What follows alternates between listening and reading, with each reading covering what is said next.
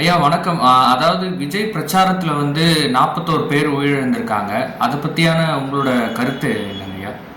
வணக்கம். தமிழக விவசாயிகள் வாழ்வாதார முன்னேற்ற சங்கம் மாநில தலைவர் பாசப்பரிமளம். தமிழ்நாட்டுக்கு ஒரு பெரிய சாபக்கேடு. நடிகர்களுக்காக இளைஞர்கள், அதாவது அந்த காலத்தில் கூட எல்லாருமே எம்ஜிஆர் சிவாஜி ரசிகர்களாக இருந்தாங்க. அப்போ கம்யூனிகேஷன்லாம் கிடையாது. எப்பயோ ஒரு தடவை வரும்போது அவரை பார்க்கணும், அவரை வந்து நேரில் பார்க்கணுன்னு ஆசைப்படுறது உண்டு.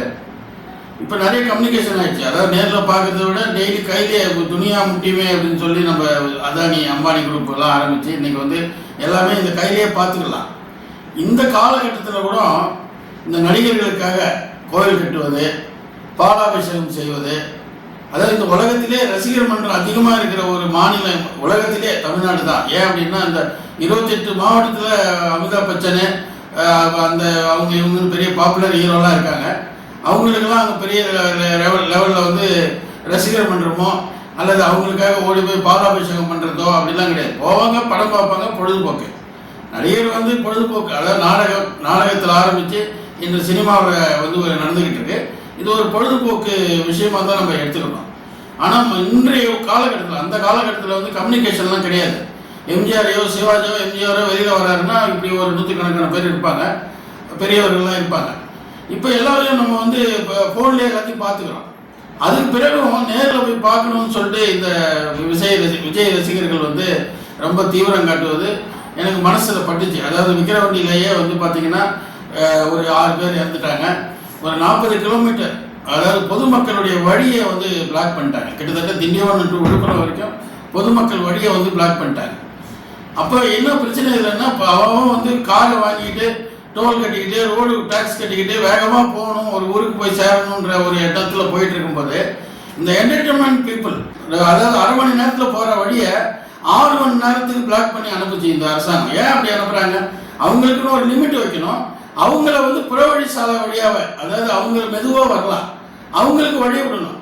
நேஷனல் ஹைவே வந்து பார்த்தீங்கன்னா பிளாக் பண்ணாங்க. அந்த மாதிரி காலகட்டத்திலே எங்களுக்கு தெரியுது என்ன அப்படின்னா, இந்த ஒரு விபரீதம் ஏதோ நடக்க போகுது. எல்லாரும் இளைஞர்கள், அதாவது வந்து நம்ம யாரையும் குறை சொல்றதுக்கு இல்லை, எல்லோரும் இளைஞர்கள்.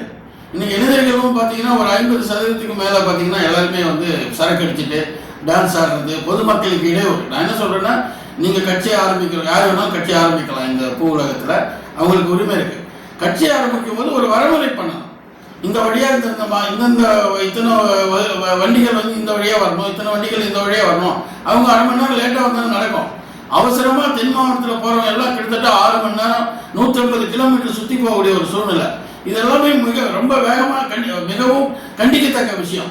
இது அரசும் சரி அல்லது வந்து இந்த விழா நடத்துகிற வந்து அந்த இயக்கத்தினரும் சரி, அவங்க வந்து வரைமுறைப்படுத்தணும். இத்தனை பேர் வரணும், அவங்கவுங்க இந்தந்த வழியாக வரணும்னு ஒரு வரைமுறைப்படுத்தணும். இது வந்து மாநாடு. அந்த மாநாட்டில் இந்த மாதிரி இன்சிடென்ட் நடந்துச்சு. அதை பெருசாக யாரும் கண்டுக்கல, அப்படியே விட்டாச்சு. திருப்பி மதுரை மாநாட்டில் ஏதோ 2-3 பேர் இறந்துட்டாங்க. ஒரு பெரிய கொடி கம்பம் ஒரு கார் மேலே விழுந்துச்சு. இதெல்லாம் வந்து சரியான வரையறுக்கப்பட்ட விஷயங்கள் இல்லாதது காட்டுது. இப்போ அதில் ஒரு 2 பேர் 4 பேர் இருந்தாங்கன்னா 4 பேர் செத்துருப்பாங்க அந்த காரில். இதெல்லாம் தொடர்ந்து நடக்கிறது வச்சு தான் நாங்கள் சொன்னோம் ஏற்கனவே வந்து இது ஏதோ ஒரு பெரிய இன்சிடென்ட் நடக்க போகுது அப்படின்னு. இப்போ வந்து விஜய் வந்து பிரச்சாரத்துக்கு வெளில வராரு. வெளில வரும்போது அவருக்கு கொடுத்த டைமில் அவர் வரணும். அதுவும் வந்து மோளம் அடிச்சுக்கிட்டே வரக்கூடாது. அவர் திடீர்னு இப்போ வந்து திமுக அதிமுகலாம் மாநாடு நடத்துகிறாங்க, பிரச்சார கூட்டம் நடத்துறாங்க. அதே இடத்துல அந்த கரூர்லேயே 2 நாளைக்கு முன்னாடி அதிமுக பிரச்சாரம் நடந்துச்சு. அவங்களுக்கெல்லாம் பிரச்சனை இல்லை. அவங்களாம் வந்து கிட்டத்தட்ட 40-50 வருஷமாக கட்சி நடத்திட்டு இருக்காங்க. அவங்களாம் வரைமுறைப்படுத்துகிறாங்க.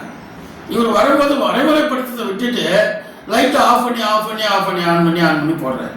இது ஒரு விதம். இது என்ன விளையாட்டா, ஜோக்கா? இத்தனை லட்சம் பேர் 40,000 பேர் அங்கே கூடியிருக்கிறான்.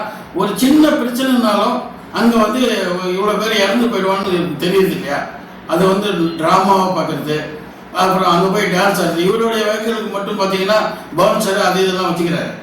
அது தப்பு இல்லை. ஏன் மக்களுக்கு நீங்கள் ஏதாவது பாதுகாப்பு உங்கள் சைட்லேருந்து பாதுகாப்பு ஏற்படுத்தணும்ல. ஒன்று நீங்கள் மக்களை பாதுகாக்கிறது தான் உங்களுக்கு வேலை. மக்களால் தான் நீங்கள், மக்களுக்காகவே நீங்கள் இதெல்லாம் பேசுகிறீங்க, ரைட்டு. இன்னைக்கு 40 பேர் 42 பேர் இறந்துட்டான். அந்த குடும்பத்தில் தாயாகவோ, அதாவது பிள்ளையை எழுந்த தாயாகவோ அல்லது வந்து ஒரு தகப்பனை எழுந்த குழந்தையாகவோ அவங்களோட நிலைப்பாடு என்ன? ஒரு 20 லட்சம் 30 லட்சம் கொடுத்துட்டா அவங்களுடைய நிலைப்பாடு என்ன? அந்த குழந்தைங்களுக்கு என்ன நாளைக்கு என்ன இது நிவாரணம்? இதெல்லாம் விட்டுட்டு பொதுவாக நீங்கள் வந்து எது வேணாலும் யார் வேணாலும் கட்சி ஆரம்பிங்க, யார் வேணாலும் இந்த மக்களை வந்து பகடக்காயாக பயன்படுத்திக்கிறாங்க. ஆனால் உயிரை எடுக்கிறது, உயிர் கொள்ளுவது பெரிய பாவம். இது எல்லாமே ஒரு காலத்தில் வந்து பாதிக்கும். அதனால் இந்த பகடக்காயை பயன்படுத்த வச்சுட்டு இனி வரும் காலங்கள்லையாவது இன்னும் என்ன சொல்கிறேன்னா, கோர்ட்டு முன் வந்து ஒரு பிரச்சாரத்துக்கு இவ்வளோ பேர் தான் இருக்கணும். ஒரு 500 பேருக்கு மேலே பர்மிஷன் கொடுக்கக்கூடாது. அவரவர்களுடைய அதாவது பலத்தை நிரூபிக்கணும்ட்டு மக்களுடைய உயிரை வாங்குறாங்க. இது நாளைக்கும் நடக்கும். இது போல நடந்தால் நாளைக்கு இந்த விஷயங்கள் நடக்கும். நீ ஏன் அந்த மாதிரி பண்ற? முதல்ல கோர்ட்டு ஆர்டர் பண்ணும். ஒரு இடத்துல பிரச்சாரம் பண்ணணும்னா அந்த இடத்துடைய தன்மையை வச்சு 500 பேருக்கு மேலே எந்த காரணத்துக்கு முன்னிட்டு பர்மிஷன் கொடுக்கக்கூடாது. தமிழக அரசு இதை பரிசீலனை பண்ணணும். காலங்காலமாக இதான் வாழ்ந்துட்டு இருக்கு.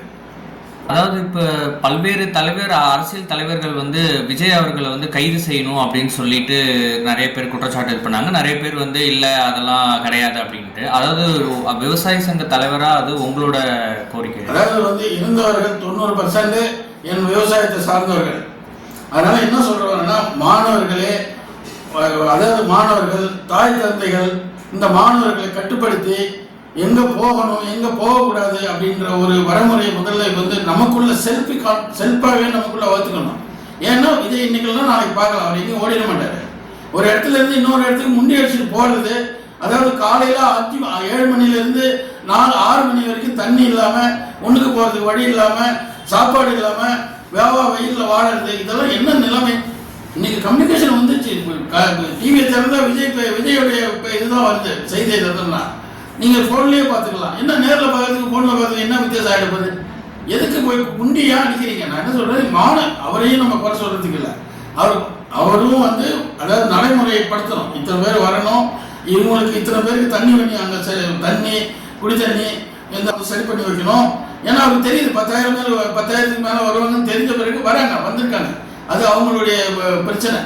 ஆனால் வந்து அதாவது ஒரு நிகழ்ச்சி நடத்துகிறவங்க அதை முதல்ல நடைமுறைப்படுத்தணும், பாதுகாப்பை உறுதிப்படுத்தணும், அரசிடம் தேவையான கோரிக்கைகளை வச்சு அதாவது தேவையான பாதுகாப்பை நீங்கள் கேட்டு வாங்கிட்டு தான் இதெல்லாம் செய்யணும். 2வது, சொன்ன டைமில் அரை மணி நேரம் முன்ன பின்ன வரலாம் தலைவர்னா, 6 மணி நேரம் முன்ன பின்ன வந்தால் அவன் வந்திருக்கலாம். ஒரு குழந்தைய பார்த்தோன்னா 1.5 வயசு குழந்தை, அதுக்கு என்ன தெரியும்? அந்த குழந்தைய தூக்கிட்டு வர வேண்டிய அவசியம் என்ன இருக்கு?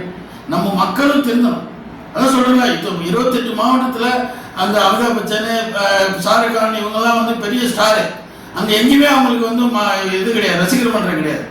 இங்கே பார்த்தீங்கன்னா எல்லாம் தடுக்க விழுந்தவங்களாம் ரசிகர் மன்றம், சாதியாக ரசிகர் மன்றம், சாதி இப்போ நம்ம சாதிக்காரன் அவனுக்கு ஒரு ரசிகர் மன்றம். இது வந்து புஷ்புக்கெல்லாம் கோயில் கட்ட வரலாம் எல்லாம் நம்ம தமிழ்நாட்டில். இது என்ன அறியாமை? நம்ம தமிழ் மக்களுடைய அறியாமையா? இல்லை இது இன்னும் காலப்போக்கில் இது இன்னும் நடக்கணும் தெரியல. எல்லாமே வேணும், ஒரு அரசியல் வேணும், அதுக்கப்புறம் வந்து ஒரு சினிமா காட்சிகள் வேணும், இதெல்லாம் வேணும் தான். அதை விட்டுட்டு சும்மா தொடர்ந்து அவனுக்கு பின்னாடி போய் சாகிறது. 50 பேருக்கு மேலே செத்துட்டாங்க. இவர் ஆரம்பித்து 1 வருஷம் தான் ஆகுது. 50 பேருக்கு மேலே இது வரைக்கும் அவருடைய தொண்டர்கள் இறந்து விட்டாங்க. இவருக்கு எப்படி பணம் கொடுத்தா சரியாயிடுமா? கவர்மெண்ட் 10,000 கொடுக்குது, 10 லட்சம் கொடுக்குது. யார் இப்படி பணத்தை கொடுக்குது? யாருக்காக போனார்? அவர் இருந்து நான் தியாகியாரு. இதில் பார்டரில் போய் சண்டை போட்டு இருந்தாரா? தமிழக அரசு 10 லட்சம் ரூபாய் யார் கொடுக்குது? அதை வந்து சம்மந்தப்பட்ட ஒவ்வொரு டைமும் ஏதோ ஒரு நிகழ்ச்சி இன்சிடென்ட் நடந்து போகுது, சம்பந்தப்பட்ட நிர்வாகத்தின் அதாவது கட்சிகளை வந்து வசூல் பண்ணி கொடு, 1 கோடி கொடு, நாங்கள் எங்களுக்கு போய் மாற்றுக்கிறது கிடையாது. அது சம்பந்தப்பட்ட கட்சிக்காரங்க தான் கொடுக்கணும். அரசு பணத்தை கொடுக்குறீங்க. சும்மா விவசாயத்துக்கு ஒரு சின்ன விஷயம் கேட்டால், ஒரு 2 லட்ச ரூபாய் மாட்டு கொட்டா கேட்டால் இன்னும் எதுவுமே இது இல்லாமல் இருக்கு, எந்த ஒரு பதிலும் இல்லாமல் இருக்காங்க. எவனோ செத்துட்டான், கள்ளச்சாராயம் குடிச்சு செத்துட்டான், கள்ளச்சாராயம் குடிச்சான், அவனுக்கு இத்தனை லட்சம். இப்படி பார்த்தா இன்னும் 30 லட்சம் 40 லட்சம் கிடைக்குன்னா அவன் இன்னும் பிந்தாசா ஓடி வரான். எல்லாருமே இந்த பாருங்க, சத்தி இருந்து 4-5 நாள் தான், 1 வாரம் கூட இன்னும் ஆகலை. 1 வாரம் ஆயிடுச்சு, 4 கூட 1 வாரம் ஆகலை. அதுக்குள்ளே பார்த்தா அவர் வீட்டு வண்டிக்கு பூஜை போட்டுக்கிட்டாரு, அவர் காருக்கு ஆயுத பூஜை நடத்திட்டார். இவருக்கு ஆயுத பூஜைக்கு என்ன சம்பந்தம் இருக்கு?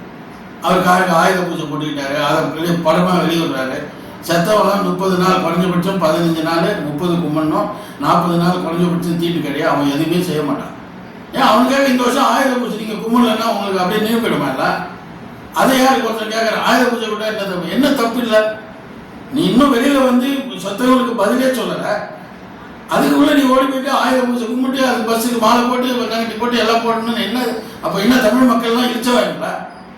இதுல முக்கால்வாசி பேர் என்னுடைய விவசாய மக்கள். அது வந்து பல்வேறு அரசியல் தலைவர்கள் வந்து அதாவது வந்து அரசு வந்து சரியா சப்போர்ட் பண்ணல, அதாவது வந்து காவல்துறை வந்து சரியான கட்டுப்பாட்டு இல்லை அப்படின்னு சொல்லிட்டு இதை சொல்றாங்க. வந்து ஒரு விஷயம் வந்து சொன்னா எல்லாரும் ஏத்துக்குது. இன்னைக்கு வந்து அரசு ஒரு காவல்துறையை வச்சு ஏதாவது செஞ்சால் காவல்துறை அடக்குமுறைன்னு சொல்லிடுறோம். நம்ம தமிழ்நாட்டில் மட்டும்தான் நல்லதுன்னா கெட்டதுன்னு சொல்லுவாங்க அரசியல் தலைவர்லாம். கெட்டதுன்னா நல்லதுன்னு சொல்லுவாங்க. இது ஒரு பண்பாடு ஆகிப்போச்சு. ஏன்னா அவங்க ஃபெமிலியர் ஆகணும். இப்போ பாதுகாப்புன்றது என்ன? இவங்க 10,000 பேர் வருவாங்கன்னா அவங்க சொல்கிறாங்க 500 போலீஸ் கொடுத்துருக்காங்க. அதாவது 20 பேருக்கு ஒரு போலீஸ் கொடுத்துருக்குன்னு சொல்கிறாங்க. அவங்க 20,000 பேர் வந்து அவங்க என்ன பண்ணுவாங்க சொல்கிறாங்க. இப்போ வந்து அதாவது வந்து கமிஷன் சொல்கிறாரு, அங்கே வந்து நாங்கள் இந்த இடத்துக்கு மேலே நீங்கள் வண்டியை போவாதீங்கன்னு சொன்னோம். யாரும் கேட்கறதுலாம் கிடையாது. நாங்கள் அரசியல் எங்கள் பின்னாடி இவ்வளோ பேர் இருக்காங்க. நான் விஜய் கேட்குறாரு அந்த மதுரை மாநிலத்தில் சாட்டையை எடுக்கலாமா? என்ன பண்ணுவாங்க? சாட்டை எடுத்து என்ன அடிப்பீங்களா? யார் அடிக்கிறது? சாட்டையை எடுத்து சுத்தலாமா? சாட்டையை எடுக்கலாமான்னு கேட்குறாரு. இதெல்லாம் வன்மை தானே. வன்மையான விஷயங்களும் முதல்ல தவிர்க்கணும். எல்லாருமே பார்த்தீங்கன்னா மாறி மாறி திமுக அண்ணன் திமுக திட்டத்தை அண்ணன் திமுக இதெல்லாம் யார் தலையில் விடியும்? இந்த பிரச்சனை இதெல்லாம் தொண்டர்கள் தலையில் தான் விடியும். அப்போ ஒரு தொண்டர்கள் இருக்கான பொதுவாக வந்து அரசியல் நாகரிகமாக எல்லாரும் பேசணும். இது தவறுன்னு போலீஸ் குற்றம் அதாவது காவல்துறை வந்து சரியான ஒத்துழைப்பு கொடுக்கலன்றது தவறான விஷயம். நமக்குள்ள கட்டுப்பாடு வகுத்துட்டோம்னா பிரச்சனை ஏன் வருது? ஒரு 10 பேர் இருக்கிற இடத்துல 100 பேர் இருந்தீங்கன்னா பிரச்சனை வராமல் என்ன செய்யும்?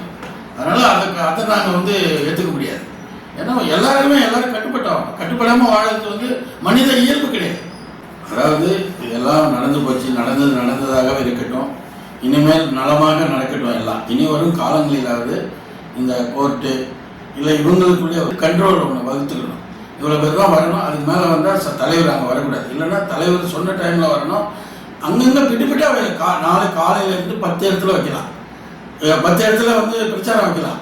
மொத்தமாக 12 மணிக்கு வரணும்னு சொல்லிட்டு சாயங்காலம் 7 மணிக்கு வந்தோன்னா அந்த கூட்டம் அலம்போதுதாங்க.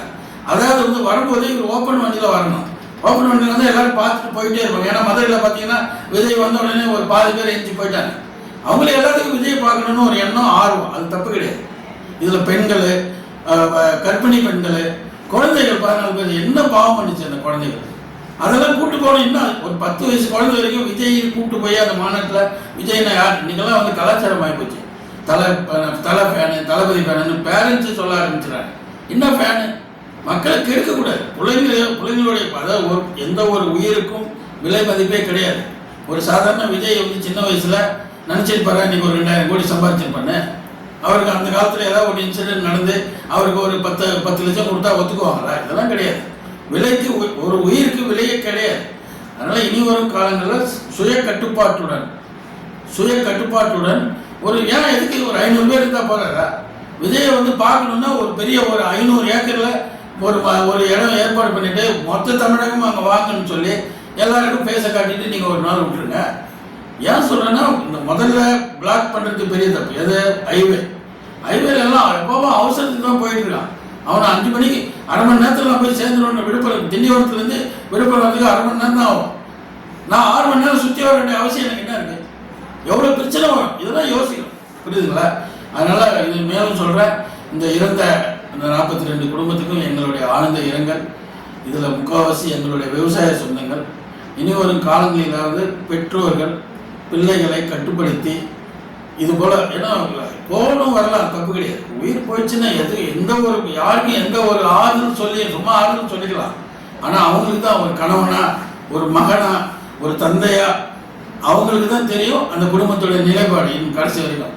அதனால் இனி வரும் காலங்களில் கொஞ்சம் கண்ட்ரோலும் கட்டுப்பாடும் இருக்கும்படி மிகவும் தாழ்மையுடனும் பணிவுடனும் கேட்டுக்கொள்கிறேன். நன்றி, வணக்கம்.